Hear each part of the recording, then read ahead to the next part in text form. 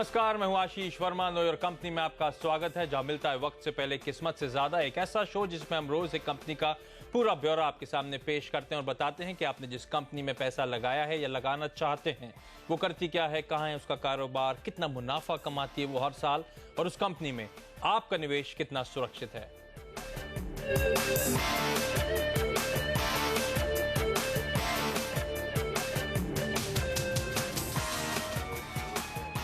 और new York company में आज हमारे रडार पर आने वाली है एक्साइड इंडस्ट्रीज, और इस कंपनी के एमडी और सीईओ पीके कटकी होंगे हमारे साथ कार्यक्रम में आगे। लेकिन उनसे बातचीत करने से पहले एक बार आप तक के बाजार पर नजर डाल लेते हैं, जहां पे भारतीय बाजारों ने कारोबार की शुरुआत तो एकदम सपाट करी थी, क्योंकि ग्लोबल क्यूज बहुत ज्यादा कंड्यूसिव नहीं थे। अमेरिकन मार्केट्स प्रेशर में थे, खासतौर पर वहां पे टेक वर्टिकल, जहां पे रिजल्ट्स आए थे और कमजोर रिजल्ट्स देखने को मिले थे। लेकिन सरप्राइजिंगली भारतीय बाजार अब तूल पकड़ते हुए नजर आएंगे। दिन की ओपनिंग के बाद से लगातार हम उन गेन्स को बिल्डअप करते हुए नजर आएंगे। सेंसेक्स और निफ्टी करीब आधे % के आसपास की तेजी के साथ इस समय कारोबार करते हुए। हालांकि यही मूड मिड कैप्स और स्मॉल कैप्स में आपको देखने को नहीं मिलेगा। तो मिड कैप शायद 1/4% के आसपास और स्मॉल कैप्स एकदम सपाट ट्रेड करते हुए नजर आ रहे हैं। इसीलिए जो एडवांस डिक्लाइन यानी कि जो मार्केट ब्रेथ है एकदम सपाट है, यानी कि हर एक बढ़ने वाले शेयर के सामने इस टाइम पे बाजार में एक शेयर ऐसा है जो गिरावट के साथ ट्रेड कर रहा है। जो पॉजिटिव साइड में पॉकेट्स हैं, जहां पे कुछ खरीदारी देखने को मिल रही है, उसमें बैंक्स हैं, और उसमें भी खासतौर पे पीएसयू बैंक्स में ज्यादा बेहतर खरीदारी देखने को मिलेगी आपको। आईटी हमने देखा था टीसीएस रिजल्ट्स के बाद एक स्मार्ट अप मूव, और आज भी इंडेक्स सपोर्ट करता हुआ बाजारों को। ऑटो और रियल एस्टेट में भी कुछ हद तक खरीदारी ही देखने को मिल रही है। लेकिन दबाव में ऑयल एंड गैस स्पेस, कुछ हद तक रिलायंस इंडस्ट्रीज जो 1.5% के आसपास कमजोर है, उसका इंपैक्ट आपको देखने को मिलेगा। कंज्यूमर ड्यूरेबल्स में भी आज कुछ हद तक कमजोरी देखने को मिल रही है।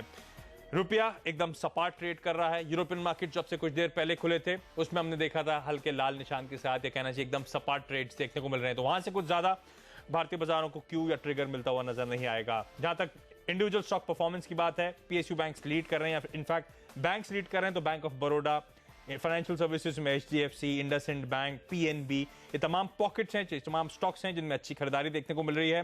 फार्मास्यूटिकल स्पेस से सन फार्मा भी हम देख रहे हैं 2.5% के आसपास के अपमूव्स देखने को मिलेंगे आपको। ऑटो में महिंद्रा एंड महिंद्रा जैसे काउंटर्स में कुछ हद तक खरीदारी आती हुई नजर आएगी। लेकिन दिक्कत की बात एक बार फिर से सीमेंट पैक है। अंबुजा सीमेंट में आज 5% के आसपास की कमजोरी, अल्ट्राटेक भी करीब 2% के आसपास कमजोर है। भेल एक और इंटरेस्टिंग स्टॉक है, फ्राइडे को आपको याद होगा 5 से 6% कमजोर हुआ था, और आज भी ये काउंटर 5% से ज्यादा की कमजोरी के साथ इस समय ट्रेड कर रहा है। तो ये कुछ दिक्कत की पॉकेट बाजार के लिए। इनफैक्ट एसीसी में भी हम देख रहे हैं 2.5% के आसपास की कमजोरी। तो पूरा सीमेंट पैक, भेल, रैनबैक्सी जैसे काउंटर्स कुछ हैं जहां से खासा दबाव देखने को मिल रहा है। लेकिन आज हमारे रडार पे है एक्साइड इंडस्ट्रीज, और इस कंपनी के एमडी और सीईओ मिस्टर पीके कटकी हमारे साथ जुड़ चुके हैं। मिस्टर कटकी, बहुत बहुत धन्यवाद हिंदी से आवाज के लिए आज वक्त निकालने के लिए। सबसे पहले आपसे समझना चाहूंगा, हम सब जानते हैं कि आपकी कंपनी एक लीडिंग बैटरी मेकर है, लेकिन आप अगर आसान शब्दों में समझा सके अपना बिजनेस मॉडल, किन सेगमेंट्स में खासतौर पे कंपनी ऑपरेट करती है? Actually, Exide Industries is basically in the storage battery industry. We make batteries for lead acid batteries with lead acid battery. Now, these batteries goes for various application. काफी application है इसको, काफी के इसको गाड़ी में लगाया जाता है। उसके बाद आपको 2 व्हीलर्स में, 4 व्हीलर्स में, main around 60% of the business इसी में दिस 2 व्हीलर एंड 4 व्हीलर में होता है। बाकी इंडस्ट्रियल सेगमेंट में भी काफ़ी बैटरी लगता है, जैसे कि आपको पावर हाउस है, पावर स्टेशन है, देन टेलीकम्युनिकेशन है, उसके बाद आपको जैसे सबमरीन है, सब में बैटरी लेड एसिड बैटरी कई इस्तेमाल होते हैं। पर्टिकुलरली सबमरीन में, तो सबमरीन जब when it goes under the sea, इसमें तो सिर्फ बैटरी का ऊपर पावर चलती है। तो तमाम पॉकेट से, तमाम सेगमेंट से जिसमें कंपनी ऑपरेट करती है बैटरी मेकिंग में। लेकिन मैं आपसे जानना चाहूंगा खास तौर पे, क्योंकि स्लोडाउन को लेकर खासी चिंताएं जताई जा रही हैं, आपकी कंपनी में किस तरह तक स्लोडाउन का इंपैक्ट देखने को मिला है? क्या कुछ ग्रीन शूट्स अभी भी विजिबल नहीं है? कितना प्रोलॉन्ग लगता है आपको ये पेन या फिर ये स्लोडाउन?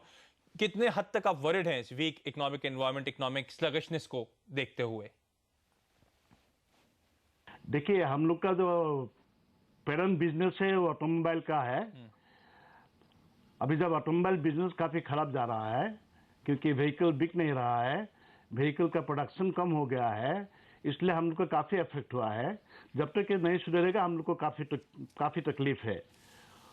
और बाकी आपका जब इंडस्ट्रियल बैटरी में जो होता है, इसमें तो आपको मैक्सिमम गवर्नमेंट का स्पेंडिंग का ऊपर निर्भर करता है। जैसे कि अभी जो पावर स्टेशन है, जो पावर सेक्टर है, प्रोजेक्ट है, सब पूरा थम गया है। उसका कोई हम यही नहीं देखता हूँ, कोई आगे नहीं बढ़ रहा है। टेलीकम्युनिकेशन तो हालत बहुत ही खराब है। तो इसलिए अभी जो है सिचुएशन बहुत ही खराब है। और अभी ज्यादा से हम लोग का तकलीफ हो रहा है कि जो डॉलर है, डॉलर का रेट बहुत ज्यादा हो गया है। इतना ज्यादा हो गया है कि हम लोग का जो कॉस्टिंग है, इसमें काफी तकलीफ आ रहा है। हम लोग को प्राइस इंक्रीज करना पड़ता है। अगर प्राइस इंक्रीज आप करेंगे तो कस्टमर को काफी तकलीफ होता है। तो ये बहुत दिक्कत है, बहुत काफी हम लोग का तकलीफ हो रहा है। और हम तो जैसे मेरे ख्याल से तो अभी कोई जल्दी इसका सुधारने का है नहीं। एटलीस्ट नेक्स्ट क्वार्टर में हमको इसको सुधारने वाले कोई बात नहीं दिखता हूँ। क्योंकि अलगी साहब, आप स्पेसिफिकली ऑटो स्पेस सबसे ज्यादा फोकस करते हैं। मैं जानना चाहता हूं ओईएम और आफ्टर मार्केट सेगमेंट ये किस तरह से पैन आउट हो रहे हैं? क्या जो स्लैक है, जो कमजोरी है ओईएम में, कुछ हद तक या काफी हद तक रिप्लेस कर पा रहा है आफ्टर मार्केट? और इन दोनों का ही इस टाइम पे आपके टोटल रेवेन्यूज में किस तरह का कंट्रीब्यूशन देखने को मिलता है? देखिए, ओईएम का रेवेन्यू बहुत कमती होते हैं, लेकिन हम लोग का जो ओईएम है, अभी हम लोग नुकसान नहीं होते हैं, लेकिन रेवेन्यू ज्यादा नहीं आता है। लेकिन फिर भी जब ओईएम का हम लोग का जो कैपेसिटी हम लोग जैसे बनाता हूँ ओईएम को लेके और रिप्लेसमेंट मार्केट को लेके। अभी रिप्लेसमेंट मार्केट थोड़ा ठीक चल रहा है, क्योंकि 2-3 साल पहले ओईएम का बिजनेस बहुत अच्छा था, इसलिए अभी रिप्लेसमेंट मार्केट थोड़ा ठीक रहा है। लेकिन ओईएम मार्केट काफी गिर गया है। लेकिन हमारे कैपेसिटी यूटिलाइजेशन बहुत कम हो रहा है, क्योंकि हम ओईएम को सप्लाई नहीं कर पा रहा हूँ। और अगर कैपेसिटी यूटिलाइजेशन अगर कम होगा तब हम लोग का कॉस्ट बढ़ जाता है। ये बहुत तकलीफ हो जाता है, क्योंकि तब तो हमको कस्टमर को ज्यादा चार्ज करना पड़ता है, और या तो हम लोग का प्रॉफिट कम हो जाता है। तो इसलिए काफी तकलीफ हो रहा है। हम लोग का कैपेसिटी यूटिलाइजेशन जिस हिसाब से होना चाहिए था, उस हिसाब से नहीं हो रहा है।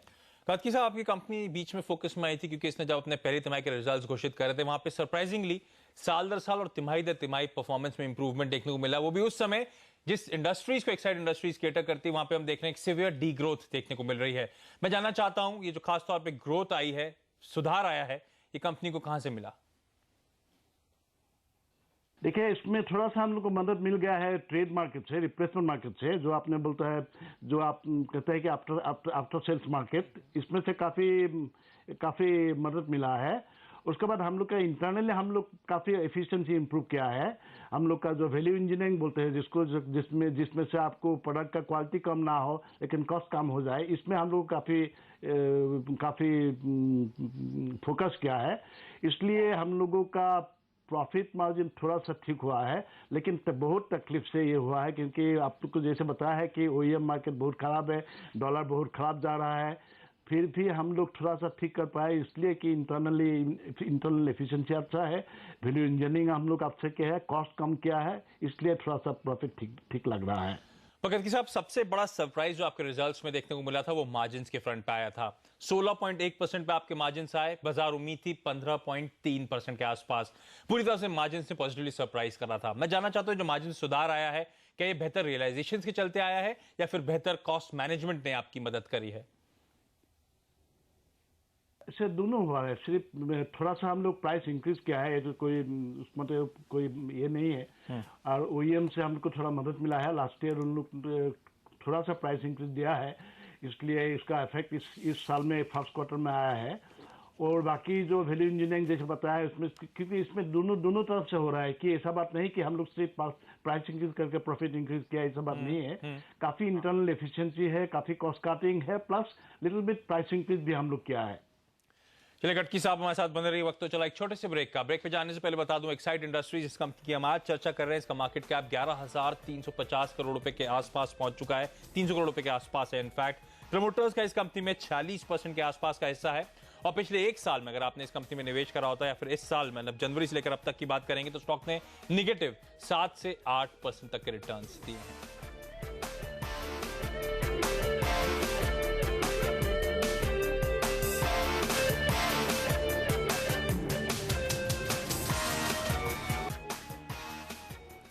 ब्रेक के बाद आपका स्वागत है। हमारे साथ आज एक्साइड इंडस्ट्रीज के एमडी और सीईओ मिस्टर पीके कटकी बने हुए हैं। कटकी साहब, आपने रुपए में कमजोरी की बात करी थी। मैं जानना चाहता हूं किस हद तक आपका इंपोर्ट्स पे डिपेंडेंस है और रुपए की जो कमजोरी की जो आप बात कर रहे हैं उसका कितना फाइनेंशियल्स पे आपके इंपैक्ट देखने को मिलता है? देखिए, हम लोग का जो रॉ मटेरियल है 70% रॉ मटेरियल हम लोग का लेड है। ये जो लेड काफी इंपोर्ट होता है और इंपोर्ट नहीं भी होगा, हम लोग कुछ इंपोर्ट करता हूँ, कुछ हिंदुस्तान जिंक लिमिटेड से लेता हूँ। लेकिन हिंदुस्तान जिंक लिमिटेड का प्राइस ही जो है एलएमई का ऊपर ढाल से होते हैं। तो एलएमई का प्राइस इंक्रीज हो जाएगा तो हिंदुस्तान जिंक का भी प्राइस इंक्रीज हो जाता है, क्योंकि अगर डॉलर ज्यादा हो जाएगा हमारा इंपोर्ट में ज्यादा खर्चा पड़ जाता है, इसलिए इसमें काफी फर्क पड़ता है। लेकिन हम लोग का दो स्मेल्टिंग यूनिट है जिनमें हम लोग मार्केट से स्क्रैप मटेरियल कलेक्ट करके उसको हम लोग लेड में कन्वर्ट कर लेता हूँ। तो अराउंड 35% हम लोग का अपना रिफाइनिंग से आ जाता है।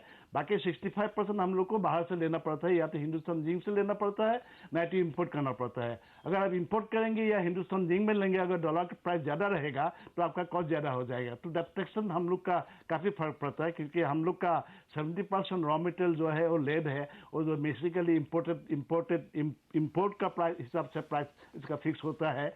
तो इसलिए डॉलर में हम लोग का काफी फर्क पड़ता है। डॉलर इंक्रीज हो जाएगा तो हम लोग को कोई बाकी दूसरा नहीं रास्ता है कि हम कुछ कर पाता हूं, तो उसमें प्राइस इंक्रीज करना बहुत जरूरी हो जाता है।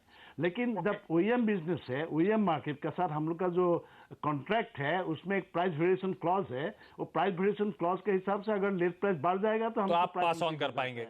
लेकिन सर, जो आपने रीसेंट प्राइस हाइक्स करे हैं, क्या वो सफिशिएंट हैं जो रुपये में कमजोरी आई है उसे ऑफसेट करने के लिए? दूसरी बात इसी के साथ क्लब करना चाहूंगा, यहां से क्या अगर फर्दर प्राइस हाइक होते हैं तो चिंता यह है कि एक्साइड इंडस्ट्रीज और उनके कॉम्पिटिटर्स के बीच में जो प्राइस डिफरेंशियल है वो बढ़ता हुआ नजर आएगा और शायद फिर आपके डिमांड, जो एक्साइड बैटरीज की डिमांड है, उस पर एक एडवर्स इंपैक्ट देखने को मिल सकता है। कितने हद तक ऑफसेट हो चुका है और फिर यहां से क्या और पास ऑन करने की गुंजाइश रहती है? आप देखिए, ऐसा है, जो लेट का जो प्राइस है सबके लिए सेम है, हमारे लिए या कंपटीशन के सबके लिए सेम है। अगर लेट का प्राइस बढ़ जाता है, हमारे लिए नहीं सबके लिए बढ़ जाता है। अगर किसी ने प्राइस इंक्रीज नहीं करता है तो उसको उतना तक उसको लॉस लेना पड़ेगा। अगर लॉस लेगा तो एक अलग बात है, तो कंपनी को डिसाइड करना है कि वो लॉस लेगा या लॉस नहीं लेगा। मेरा ख्याल से कोई कंपनी का इतना ताकत नहीं है कि इतना ज्यादा प्राइस डिफरेंस, इतना ज्यादा डॉलर अप्रिशिएट करे तो कुछ नहीं कर पाएगा। हम लोग क्या है, हम लोग अभी डॉलर का 60 रुपीज का ऊपर हम लोग वेट करके प्राइसिंग इंक्रीज किया है। अगर डॉलर 60 से ज्यादा जाएगा हमको और ज्यादा प्राइस इंक्रीज करना पड़ेगा। अगर डॉलर 60 से कम हो जाएगा आहिस्ते हमको शायद प्राइस रिड्यूस करना पड़ेगा। सर, मैं जानना चाहता हूं, जो पूरा, क्योंकि जो मार्जिन्स में हम कह रहे हैं बीट देखने को मिला है, बाजार उम्मीद से ज्यादा बेहतर मार्जिन्स आए हैं, वो इसीलिए क्योंकि यहाँ पे बेटर मिक्स आप कर पाए थे और कमोडिटी की प्राइसेस कुछ हद तक कम होती हुई नजर आई थी। लेकिन एक्सपेक्टेड है कि दोनों ही में ट्रेंड रिवर्सल देखने को मिल सकता है आगे चलते हुए। क्या फिर 16.1% जो मार्जिन आपने पहली तिमाही में क्लॉक करे हैं वो सस्टेनेबल हैं, वो बरकरार रह पाएंगे आगे? देखिए, अब तक जो मार्केट का सिचुएशन है अगर ऐसे ही रहेगा तो हमारे ख्याल से नेक्स्ट क्वार्टर ठीक जाएगा। लेकिन इससे भी कोई सिचुएशन घट जाएगा तब कोई थोड़ा बहुत तकलीफ होगा इस तरफ का मार्जिन को मेंटेन करने के लिए। आप देखिए, आजकल बहुत हमारा जो डॉलर है बहुत वोलेटाइल है, लेट प्राइस बहुत वोलेटाइल है। लेट प्राइस थोड़ा कम हुआ है लेकिन फिर भी उसका प्रीमियम बहुत ज्यादा हो गया है। सो इतना वोलेटाइल में आपको फोकस करना बहुत मुश्किल हो जाता है क्या होगा। सर, आपने जो अपनी डिपेंडेंसी इंपोर्टेड लेड पे उसे काउंटर करने के लिए लगातार डोमेस्टिक लेड स्मेल्टर्स को एक्वायर करने की बात करी थी। मैं जानना चाहता हूं वहां पे क्या अपडेट है और कितना आप जो अपना इंपोर्ट करते थे उसे सब्स्टिट्यूट कर पाए हैं डोमेस्टिक स्मेल्टर्स के जरिए? हमने 35% इंपोर्ट सब्स्टिट्यूट कर रहा अपना फैक्ट्री से। इसमें हम लोग का एटलीस्ट एक्सटेंट ऑफ 35% हम लोग को बेनिफिट मिलता है। बैलेंस 65% हमको या तो हिंदुस्तान जिंक से लेना पड़ता है या तो इंपोर्ट करना पड़ता है। लेकिन हिंदुस्तान जिंक का जो प्राइस है वो इंपोर्ट का बराबर है। अगर इंपोर्ट का प्राइस बढ़ जाएगा हिंदुस्तान जिंक में प्राइस इंक्रीज कर देता है, अगर एलएमई का प्राइस कम हो जाएगा हिंदुस्तान जिंक भी प्राइस कम कर देता है। इसलिए 65% डिपेंडेंट करता है आपका इंपोर्ट प्राइस का ऊपर, बैलेंस 35% का हम लोग को बेनिफिट मिलता है क्योंकि हमारा अपना फैक्ट्री से वो ले जाता है। कटकी साहब, आपकी जो खासतौर पर अंडर परफॉर्मेंस है ओईएम सेगमेंट में और इंडस्ट्रियल सेगमेंट में, वो माना जा रहा है कि आगे भी शायद कंटिन्यू होती हुई नजर आए। तो कंपनी कैश 22 सिचुएशन में कहा जा रहा है इस टाइम पे आ सकती है, क्योंकि आपको अपने रिलेशनशिप भी मेंटेन करने इन दिग्गजों के साथ। शायद फिर आपको इसका मतलब हुआ कि प्राइसिंग पावर कंसीड करनी पड़ सकती है। कैसे डिफेंड करेंगे इस कंसर्न को सर? देखिए, प्राइसिंग पावर जैसे ओईएम जो है उसमें उधर में आप ज्यादा प्राइसिंग पावर का इस्तेमाल नहीं कर सकते हैं, क्योंकि ओईएम को हम लोग का पेरेंट ऑर्गेनाइजेशन है। हम उसका ऊपर ज्यादा उनको दबाव में डालेगा, वो लोग का साथ रिलेशन बहुत खराब हो जाएगा। हम लोग इतना रिलेशन खराब करना नहीं चाहता हूँ, लेकिन ओईएम को हम यही बोलता हूँ कि आप देखिए, आप जो भी कीजिए, हमको ज्यादा प्रॉफिट नहीं चाहिए, लेकिन हमको नुकसान नहीं होना चाहिए ओईएम में बिजनेस करने के लिए, क्योंकि हमारा 70% बिजनेस ओईएम में। तो आसान शब्दों में शायद आपको कंसीड करना पड़े, क्योंकि ये पेरेंट ऑर्गेनाइजेशन है जिनको आप सप्लाई करते हुए नजर आते हैं। लेकिन sir, inventories of late pile up होती हुई नजर आ रही है, जो स्लो डाउन देखने को मिला है सेल्स में ओईएम्स के और खासतौर पर इंडस्ट्रियल बैटरी सेगमेंट की, जिसकी हम बात कर रहे थे। क्या आपको भी फिर प्रोडक्शन रोकने या फिर टेम्पररी प्लांट शटडाउन करने की नौबत आ सकती है, क्योंकि आप जैसी तमाम auto ancillary companies, auto companies ने ऐसी घोषणा ऑफ लेट करी हैं? देखिए, हमारा प्रोडक्शन तो अभी हम कम कर रहा है। आप देखिए, हमारा अराउंड 70 to 75% कैपेसिटी यूटिलाइजेशन है, क्योंकि हम लोग का जो कैपेसिटी बनाया था हम लोग ओईएम को लेके, रिप्लेसमेंट मार्केट को लेके। अभी रिप्लेसमेंट मार्केट थोड़ा ठीक रहा है, लेकिन ओईएम मार्केट इतना घाटा हो गया है कि हमको पूरा कैपेसिटी यूटिलाइजेशन नहीं कर पा रहा हूँ। अगर कैपेसिटी यूटिलाइजेशन आप फुल नहीं करेंगे तो आपका प्रोडक्ट का कॉस्ट बढ़ जाता है, क्योंकि आपका फिक्स कॉस्ट रिमेन सेम रहता है। इसलिए ओईएम का बिजनेस अच्छा होना बहुत जरूरी है, लेकिन हमारा ख्याल है कि ये सिचुएशन ज्यादा दिन नहीं रहेगा, क्योंकि ये रह नहीं सकता है, क्योंकि इंडिया में ऑटोमोटिव इंडस्ट्री बढ़नी है। इसको कोई दूर राय नहीं है कि automotive industry on long term basis खराब रहेगा, लेकिन अभी का जो सिचुएशन है थोड़ा दिक्कत है, इसको संभालना बहुत जरूरी है। चलिए कटकी साहब हमारे साथ बने रहिए। वक्त है एक ब्रेक का। ब्रेक के बाद भी एक्साइड इंडस्ट्रीज के एमडी और सीईओ मिस्टर पीके कटकी हमारे साथ बने रहेंगे।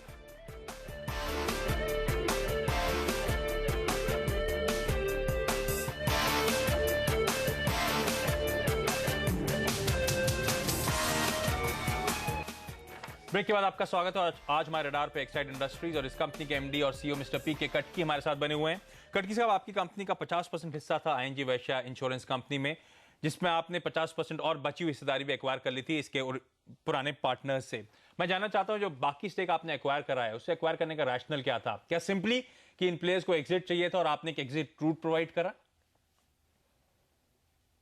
नो, एक्चुअली देखिए, ये हम लोग का लॉन्ग टर्म इन्वेस्टमेंट है, क्योंकि हम लोग का मैनेजमेंट का जो विचारधारा है ऐसा है कि ये जो इंश्योरेंस बिजनेस इंडिया में अभी भी काफी नहीं फैल रहा है। ये तो काफी अभी भी सारा टाउन में है, गांव में अभी भी नहीं गया है। हम लोग का ख्याल से इंश्योरेंस बिजनेस बहुत बढ़ेगा, इसलिए हम लोग इसको लॉन्ग टर्म व्यू में इसको इन्वेस्ट किया है। हम लोग का पास कैश है, तो इसलिए इसको हम उधर में हम इन्वेस्ट किया है।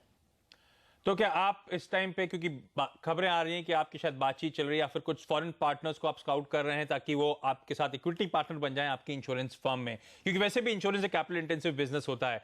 क्या आपको फंड की जरूरत पड़ेगी आप इस स्पेस की ग्रोथ को फ्यूल करने के लिए? किसी से बातचीत चल रही है? अभी तक तो बातचीत नहीं चल रहा है, लेकिन ऐसा भावधारा भी है कंपनी में। ऐसा नहीं है कि हम लोग नहीं सोच रहा हूँ, लेकिन बहुत ज्यादा ओपन है। ये चीज क्लोज नहीं हुआ है, अभी तक कुछ नहीं हुआ है, लेकिन अभी तक हमारे पास काफी पैसा है, हम लोग का कैश अवेलेबल है, और इंश्योरेंस में इन्वेस्ट करने के बाद हमारा कोई तकलीफ नहीं हो रहा है। हमारा कंपनी डेब्ट फ्री है, और जितना कैपिटल एक्सपेंडिचर हम लोग करता हूँ वो अपना तरफ से करता हूँ, कोई बोरोइंग करके नहीं करता हूँ। तो इसलिए अभी हम थोड़ा कंफर्टेबल है। देखेंगे आगे क्या होते हैं, लेकिन ये लॉन्ग टर्म इन्वेस्टमेंट है। सर, इंश्योरेंस कारोबार को लेकर एक्चुअली आपके प्लान्स क्या हैं? क्या ये अब आपका एक कोर एरिया है जिसे आप कंटिन्यू करना चाहेंगे, इस स्पेस में फोकस, आगे चल के शायद स्पिन ऑफ करें, इसे एक सेपरेट एंटिटी के तौर पे लिस्ट करा जा सकता है, या फिर आप इसे नर्चर करेंगे और जब नॉर्म्स परमिट करेंगे तो इससे आप कंप्लीटली एग्जिट हो जाएंगे? देखिए, इसको अभी नर्चर करना है, और इंश्योरेंस का जो बिजनेस है उसका जो मैनेजमेंट है काफी अलग है। हम लोग का बैटरी का मैनेजमेंट अलग है। हम लोग इन्वेस्ट किया है, लेकिन जो इंश्योरेंस कंपनी है उसका जो मैनेजमेंट है वो काफी पूरा अलग है, और हम लोग देखेंगे आगे क्या करना है। लेकिन अभी फिलहाल इस वक्त हम लोग का कोई ऐसा इंटेंशन नहीं है कि हम लोग इसको डाइवर्स करें या कुछ करें। सर, जो पहला क्वार्टर आपने इस नए वित्त वर्ष का घोषित करा है वो एक पॉजिटिव नोट पे इसकी शुरुआत होती हुई नजर आ रही है, एटलीस्ट मार्जिन फ्रंट पे। मैं जानना चाहता हूं FY14 के लिए क्या आउटलुक है? क्या आप मेंटेन कर पाएंगे या इंप्रूव कर पाएंगे पिछले साल की परफॉर्मेंस? कॉन्फिडेंट है उसे लेकर? देखिए, जो सिचुएशन है इंडिया में अभी बहुत फ्लूइड है। अभी बहुत गलत होगा हम अगर कोई कॉन्फिडेंटली कुछ बात बता दूं, क्योंकि गलत मैसेज हम नहीं देना चाहता हूं, क्योंकि सिचुएशन इतना अच्छा नहीं है कि आप कुछ ऐसा इतना कॉन्फिडेंस से बात कर सके कि ये होगा ये होगा, क्योंकि आगे क्या होना है, क्या होने वाला है सिर्फ हमको नहीं, कभी बहुत आदमी को, बहुत जो गवर्नमेंट है, जो इंडस्ट्री है, किसी को मालूम नहीं है। थोड़ा अनसर्टेनिटी है, लेकिन एक बार अच्छा हुआ है कि आपका मानसून थोड़ा अच्छा हुआ है, इसलिए हमारे ख्याल से थोड़ा सा रिलीफ मिलना चाहिए, लेकिन इससे आगे हम शायद ज्यादा बोलना ठीक नहीं होगा। सर चलिए, FY14 के लिए आप ज्यादा क्लैरिटी नहीं दे रहे हैं, लेकिन कोई भी स्टेक होल्डर, कोई भी शोल्डर जानना चाहेगा, जैसे पिछले 4 सालों की अगर बात करूं, टॉप लाइन में 16%, बॉटम लाइन में 16% के आसपास की ग्रोथ साल दर साल आपने ग्रोथ क्लॉक करी है, हालांकि कुछ हद तक इराटिक रही थी, क्योंकि आप स्लोडाउन को लेकर खासे चिंतित हैं। अगले 3 से 5 सालों में किस तरह की ग्रोथ इस कंपनी को लेकर एक्सपेक्ट की जा सकती है? आप हम लोग का रिकॉर्ड देखिए, 2 decade, 3rd decade, 4th decade जितना देख लीजिए, हम लोग काफी, हमारा परफॉर्मेंस काफी अच्छा है। ये तो पक्का बात है। मैंने आपको जैसे बताया कि ये ऑटोमोबाइल इंडस्ट्री अभी बहुत, हमारा इंडस्ट्री इंडिया में काफी नीचे है अभी, अपना ज्यादा इतना बड़ा इंडस्ट्री नहीं है, इसको काफी आगे बढ़ेगा, इसमें कोई दो बात नहीं है। और हम लोग कोई कैपेसिटी को कम नहीं कर रहा हूँ, और हम लोग सोचता हूँ कि और क्या, कैसे जब जरूरत होगा तब और कितने कैपेसिटी इंक्रीज कर पाएगा। हम लोग ये भी सोचता हो कि हम लोग एक बड़ा फैक्ट्री बनाए जिसमें हम लोग ज्यादा, बहुत ही बड़ा, और तो हालात कमजोर हैं, लेकिन आप मान के चल रहे हैं कि लॉन्ग टर्म ग्रोथ अभी भी इंटैक्ट नजर आ रही है। कटकी साहब, बहुत बहुत धन्यवाद CNBC आवाज के लिए आज वक्त निकालने के लिए। ये थे एक्साइड इंडस्ट्रीज के MD और CEO, जो कंपनी के कारोबार, कंपनी की योजना और कंपनी के आगे के आउटलुक पे बातचीत कर रहे थे। बेहद कैंडिड आउटलुक। उनका मानना है कि मार्जिन्स में जो 16.1% के आसपास के नंबर्स देखे थे, शायद सस्टेनेबल ना देखने को मिले। स्लोडाउन को लेकर अभी भी वो खासे चिंतित हैं। लेकिन चलिए, नोवेल कंपनी वक्त तो चला एक ब्रेक का, ब्रेक के बाद आगे लेकर आएंगे आपके लिए आखिरी सौदा। नमस्कार।